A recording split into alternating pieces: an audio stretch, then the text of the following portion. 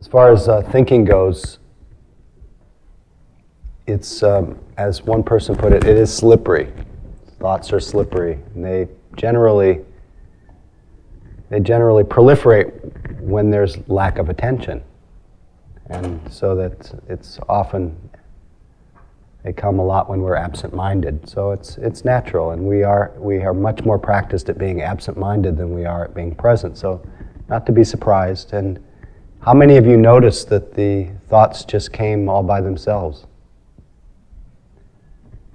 Did any of you just notice in the noticing that they come by themselves that they're that in that way they're not very personal? There was a study done, maybe some of you have heard this before, I think it was Stanford University, did a study on thoughts and said that we have something like 65,000 of them every day, and that 90% are repeats from the day before. The more you can develop an understanding of the nature of thoughts, that's the whole point of this, is to discover the nature of reality, not try to fix it. We don't need to fix our thoughts. It is helpful to cultivate, on the other hand, it's helpful to cultivate wholesome thoughts, kind thoughts, compassionate thoughts, generous thoughts. Because what we frequently dwell upon in our thoughts becomes our mind's inclination. If you frequently dwell upon greed, hatred, and ignorance, that's what follows. So you really do want to notice what you're thinking and plant the seeds of wholesome thoughts. And so there is wise use of thinking, and there are wise reflections, all kinds of things that you can do with thought. We won't get into that now, but try to develop a very insightful relationship about thought, rather than that default or knee-jerk reaction of thoughts are the enemy. I don't know where we got that idea, other than getting lost in them. They do drag us around, but they are so natural to us. So if anything, when you notice how much you're affected by your thoughts and how the thoughts register as really unpleasant feelings in your body sometimes, let it be the cause of mercy and kindness, not judgment about having thought. We judge our thoughts because we think we're actually thinking. But thoughts are thinking themselves. But don't believe me, just notice how that happens.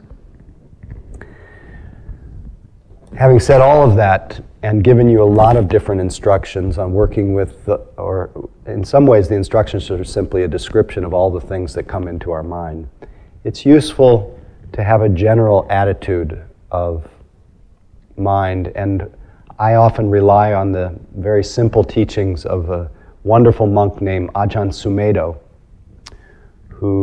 and I traditionally share this at every retreat. It's teachings of Ajahn Sumedho, and then we'll go about our business. This is his teaching on reducing our practice down to 2 words. What do you think those words might be? Exactly. The practice of letting go is very effective for minds obsessed by compulsive thinking. You simplify your meditation practice down to just 2 words, letting go. Rather than try to develop this practice and then develop that and achieve this and go into that and understand this and read the sutras, study the Abhidharma, that's Buddhist psychology for those of you who don't know, then study Pali and Sanskrit and the Madhyamaka and the Prajnaparamita and get ordinations in the Hinayana, the Mahayana, the Vajrayana, write books and become a world-renowned expert on Buddhism. Instead of becoming the world's expert on Buddhism and being invited to great international Buddhist conferences, just let go, let go, let go. I did nothing but this for about 2 years. Every time I tried to understand or figure things out, I'd say, let go, until the desire would fade out. So I'm making it very simple for you to save you from getting caught in incredible amounts of suffering. There is nothing more sorrowful than having to attend international Buddhist conferences. Some of you might have the desire to become the Buddha of the age, Maitreya, radiating love throughout the world. But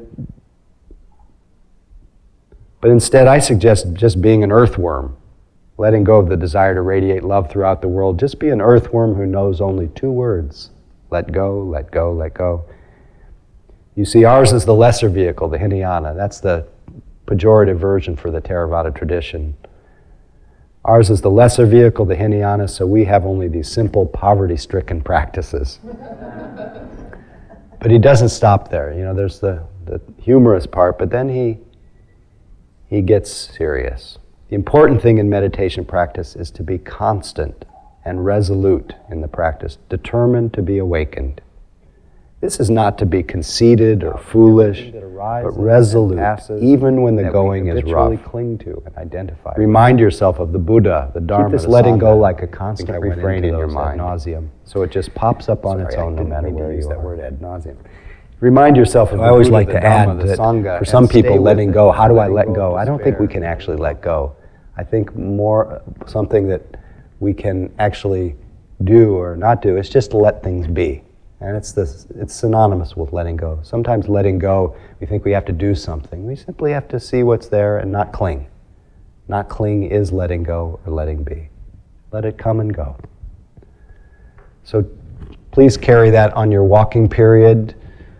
Just let go of the past step, be available to the next one, and let that go. Let go of everything that's happened up to this point. Let go of needing to know what's going to happen next. See what happens. You've experimented with holding on, and it hasn't, unfortunately, made anyone happy. So just experiment with that.